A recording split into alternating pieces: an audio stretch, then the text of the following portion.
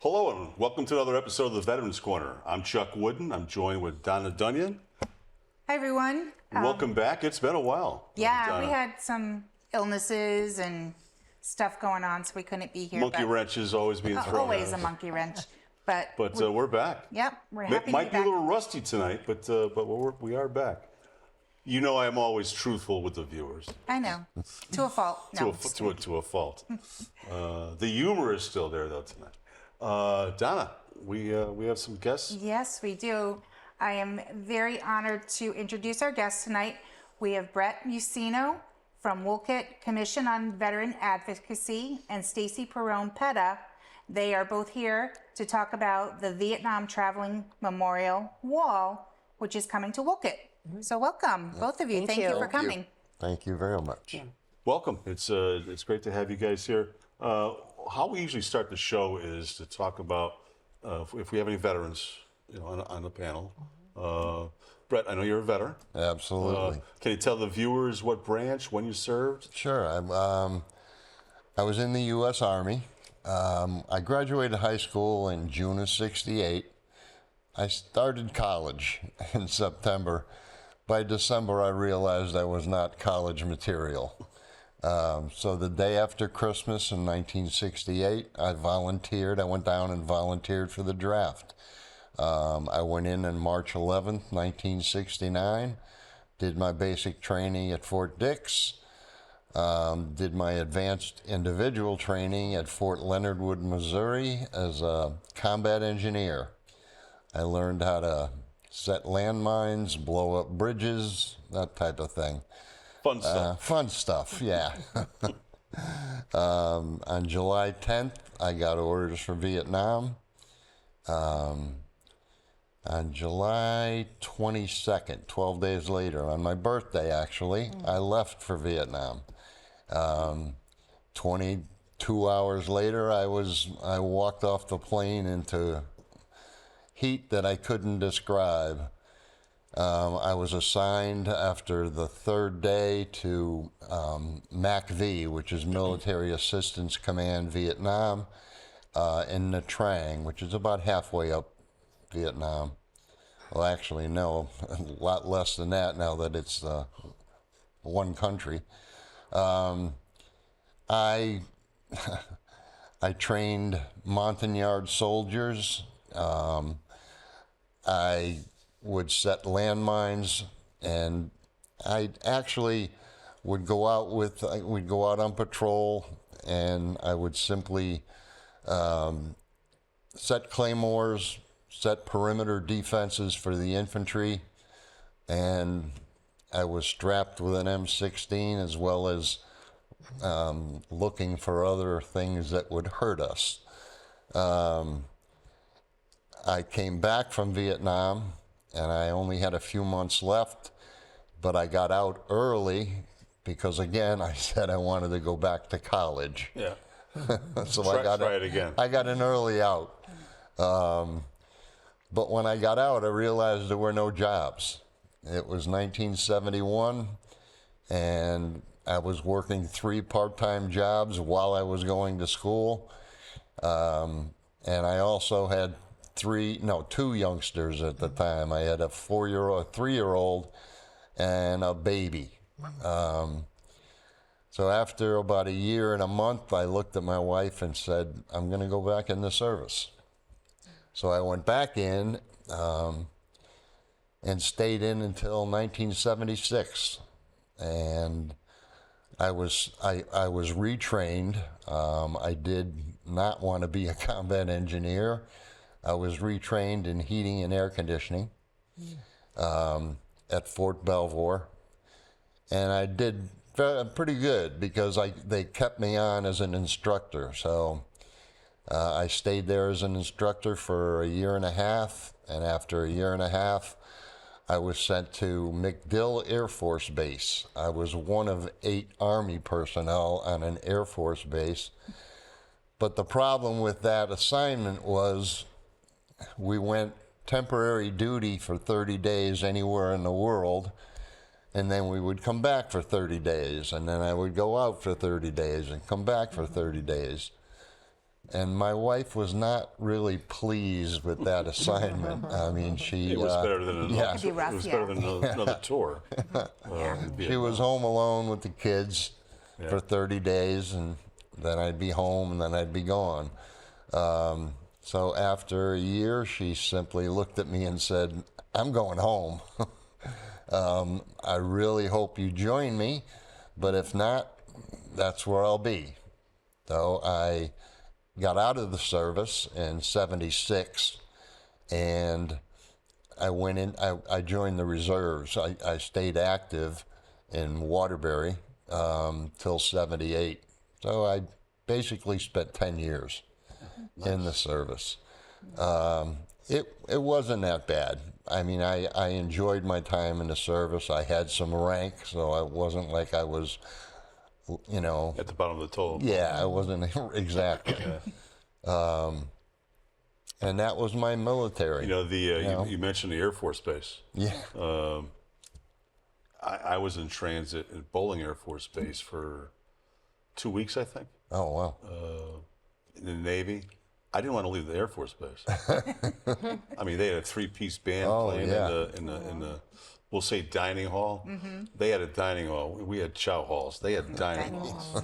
I mean, it was nice. The food. They always said the Navy had the best food. No, Air Force. Yeah. I've heard that, being a non-military person, that they're like the levels to the branches. Yeah.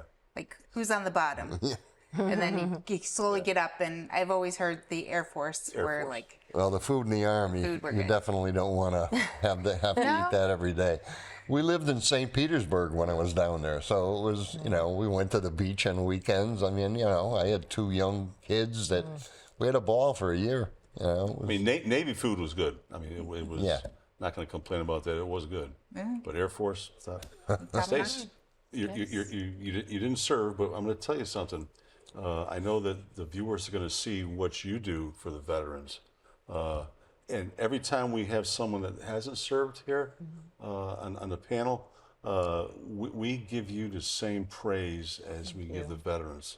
You know, on behalf of the viewers, us, thank you for your service, and we want to thank you for yours, because what you do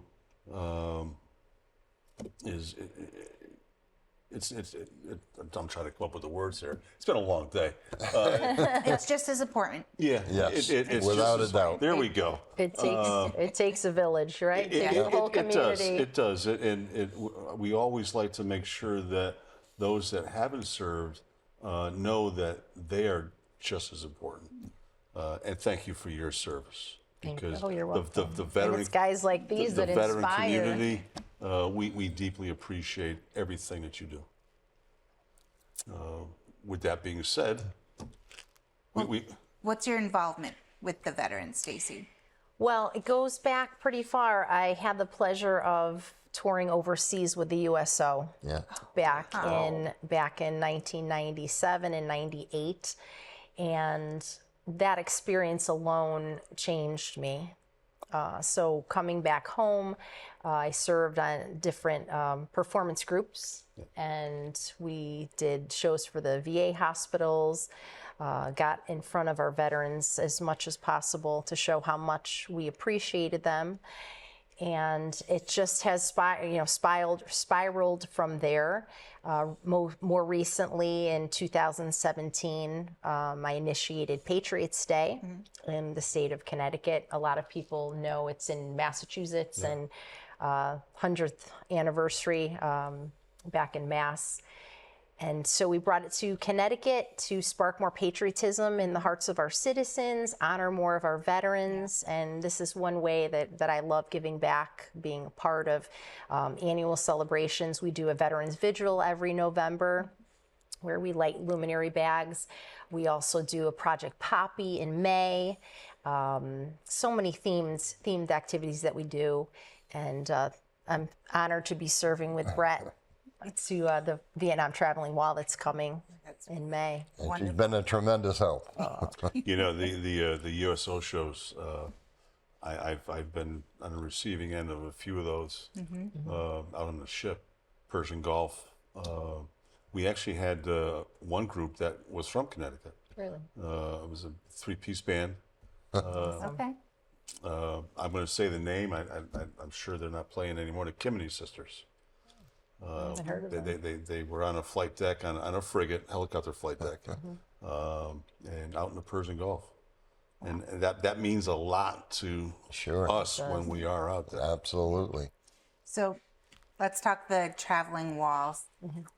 What, well, tell them when and where it's coming. Okay. We'll start with the basics. It was about a year ago when I contacted the gentleman in Florida that has one of the walls. There's multiple walls that travel around, but the Vietnam Traveling Memorial Wall, I arranged for him to come the week after Memorial Day in 2025, and this was in late 23. It will be here the morning of May 29th, and kickstands up because there'll be the Wolcott Police, the Southington Police, our fire department, and about 200 motorcycles that will be parading through town. Our plan is to go by all 5 of the schools in town. Not our plan, that's definitely what we're going to do. We have a parade route that will take us by all of the schools.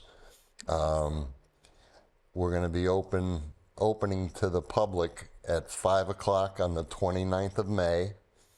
And it's open 24 hours a day.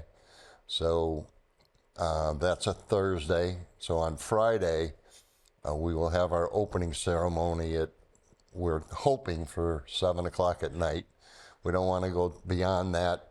It might be 6. As a subcommittee, we're kind of talking about Still that. working out the details. Yeah. A lot. But it will be, at least we know it will be on the 30th, the opening ceremony. And I'm checking my notes to make sure I have everything correct. So we're going to open to the public on the 29th. We're going to have an opening ceremony. It's roughly 7 o'clock. On the 30th, we're going to have an Agent Orange ceremony on the 31st. Though there are 58,479 names on the wall, there's about 220 Vietnam veterans that are dying every day from related diseases to Agent Orange. So we're going to have an Agent Orange ceremony, and we have an honorary chairman who is Rear Admiral Kevin Delaney, who was a 1964 graduate of Wolcott High School. He went to the Naval Academy, served for 34 years. In Vietnam, he got his gold wings in '69. He served with the Sea Wolves, who are a very, very famous helicopter squadron in Vietnam. Worked in the Mekong Delta with the SEALs, and just saving people is what they did. He died in 2015 from lung cancer, an Agent Orange related disease. Sadly, we do have a tape of we sent someone to Florida. His wife, Pat, is still living in Florida. We taped her inviting people to the wall that we'll start showing on our channel. Yep. And his daughter, Kelly, will actually be coming up Oh, nice. to the wall Good. for the Agent Orange ceremony on the 30th. The 31st is Saturday, and that's when our closing ceremony is, and it will start. We're going to have all 614 names of the individuals in Connecticut that died. We're going to have their names read by the students at Wolcott High School, by the police, the youth police squad Yep. from Bristol will be reading the 13 names of the individuals from Bristol that died. So there's 52 in local towns. Those will be read last. And our closing ceremony is on the 1st of June. And that will be after the names are read at roughly 6 o'clock. And on the 2nd of June, we will be, it closes, we'll be dismantling the wall at about 2 o'clock in the afternoon. Pack it up, and they're on their way. I tell you, it's something. When it came to Bristol back in '98, Yeah. they were looking for security to patrol the area late at night. There was word that there was going to be an attempt at vandalism. I volunteered about 16 hours down there, and I didn't join any of the VSOs, Legion, VFW, Yeah. when I got out. But by the time that wall was gone, I was a member of both organizations. You had mentioned Agent Orange. We've had, Jerry Wright? Yes. Okay. Jerry's actually co-hosted a couple times. He's filled in back when he was here, back in the day when he was still here in Connecticut. We must have had at least 12 shows on Agent Orange. I learned so much. The Blue Water veterans Yep. had no idea. The Navy was actually affected more than the ground troops because what was it, 10%? Yeah. When it's heated up in the desalinization plants for drinking water, Yeah. it would actually increase the potency of that by 10%.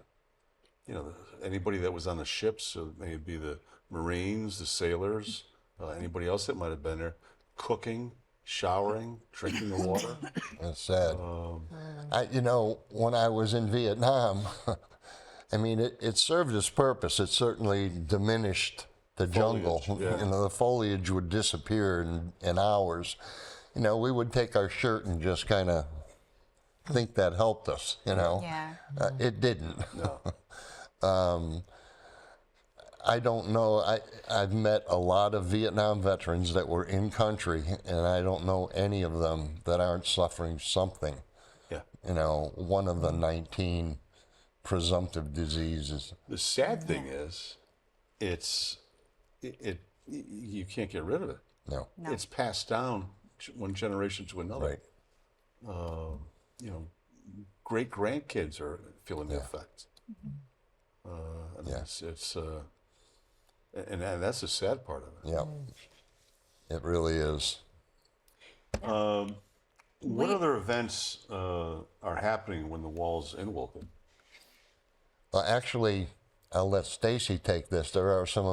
We've got one pretty large event that's occurring prior to it. It'll be here at the end of March. So I'll turn it over to Stacy and let her talk about it. Thank you, Brett. So March 29th is National Vietnam War Veteran Day.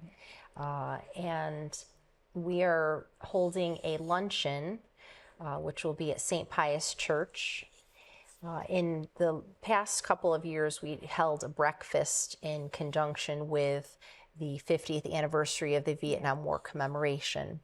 So this will be the last year and last opportunity that we'll have to offer pins and certificates to those Vietnam veterans that we would like to recognize, acknowledge, as well as say welcome home to for all that they gave to our country. Also honoring spouses of deceased Vietnam veterans. So we're holding this again this year, and we've decided to combine what we would normally do as a dinner with the wall coming and combine the two together. So we'll have our luncheon on March 29th, like as I had said, at St. Pius. And we are looking for individuals in our local area that have not received their pin and acknowledgement to join us, as well as any veterans that would like to participate. Mission Barbecue is going to be serving meals, which is they're very giving to our veterans, and it's going to be a wonderful event for us to all come together, and also a good way for us to promote the wall for those that may not know that it's coming. So we're looking forward to that. Assuming that lunch, what time? 11 noon. It's 10:30 is when you register to come in, and then 11 o'clock will be the lunch. We're doing a pinning ceremony within that time as well. Do people need to pre-register? They do, yes. How I'm do they glad go you about doing asked. that? There's a phone number that they can call for 2 of our volunteers and sign up for that. Also give us their information so that we can fill out the certificates. And we also ask local community sponsors to come forward and pin. It's very exciting for them as well because they get the opportunity to say thank you, Yes. give the pin and certificate. And then also, I want to let everyone know that there's no cost for veterans yes. and their guests. Okay. you. For the luncheon. Right, for the Okay. luncheon, there's no cost. Of course, anyone else other than a veteran and their guest that comes, there is a $20 charge. Yeah. Now, this show goes by so fast. Yeah. And we've got less than 5 minutes left. So let's reiterate some of the events that are going on, to the folks, the viewers. The one is St. Pius. Anybody does the Wolcott area? It's on Wittick Road, and that is March 29th. Yeah. Registration's at 10:30. Lunch starts at 11. St. Pius, you can't miss it. It's right on Wittick Road in Wolcott. Right. So that's one of the things. Now, as far as the the ceremony in May, where's that going to be located? Where's the wall going to be? That's going to be at 201 Nichols Road at Woodtick Recreation. There's a large field down below Woodtick Recreation that it will be out in the field. It's 288 feet long. Down by the pavilion? Yes. Okay. Straight across from the pavilion is where the wall will be. And we're also going to have a 9/11 memorial. And that's 79 feet long, but that will be far enough away. But the memorial, the wall will be out in the field. And, we're going to also hang posters of the 614 vets. Those will be hung up, and we're going to have an area where the in memory Agent Orange and the honorary chairman, his poster will be there. Now, one thing we also have to do, we forgot, this show is aired, it could be aired years down the road. Yep. We have to remember that it is 20 2025. Yep. We don't want anybody showing up next year. Next year. And say, you told us it was here. So if people want to find out more information, find out how they can help, where should they go? There is a website, and if they just simply go to travelingwall/wolcottct.org, Okay. it will bring up the website. If they would like to volunteer time, we'd really appreciate it because we're looking for volunteers, opening 24 hours a day. There's a lot that we'll need help There's a lot with. to it. Around the clock. Yeah. There's a lot to it. Yeah, The logistics of an event like this is huge. right. Got about 2 minutes, a minute and a half left. Oh, There was, I know there's other questions that we wanted to, this could have been a two-parter. I know.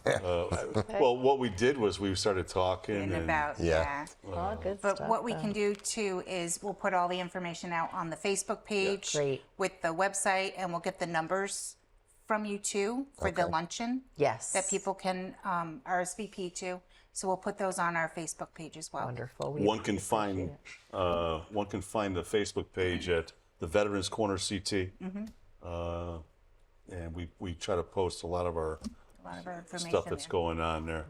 Got a minute left. Was there anything for the center? There was. We have some fundraisers coming up, Okay. but I can just direct everyone, check out our website. It's got all of our fundraisers coming up in March and April.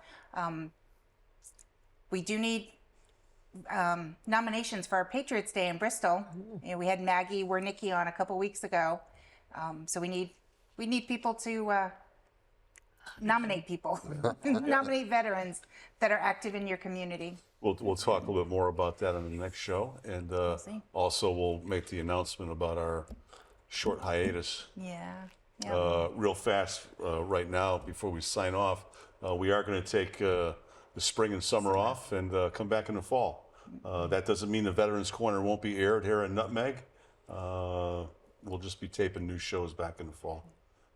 With that being said, We want to thank you. Thank you. It was a Thank you pleasure for having you Thank you for here. having us. Appreciate it. In any way that we can help you promote this, just let us know. Great. Terrific. Thank you very much. And please join us. Come out and I see it. wrote the dates down.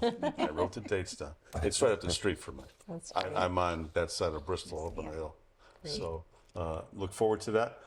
With that being said, another show, Donna. That's, Yeah. yep. One more. One down. Yeah, one more until we take our vacation. Yeah. But anyway, with that being said, I want to thank the viewers for watching, tuning in. Till the next time on the Veterans Corner. Good night.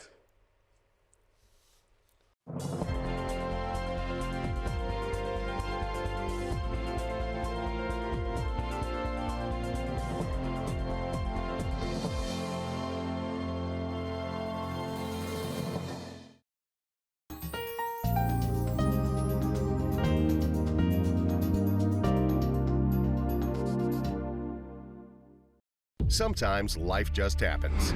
Don't worry. Farmington Motorsports will get you back on the road and at a fair price. From towing to tires, emissions to transmissions. Our ASC certified techs do it all. Farmington Motorsports is a family-run business. We're a Napa Auto Center and AAA approved. We work on all makes and models from preventative maintenance to major repairs. And every repair is backed by our 2-year, 24,000-mile nationwide warranty. When life happens to you, don't worry. Farmington Motorsports.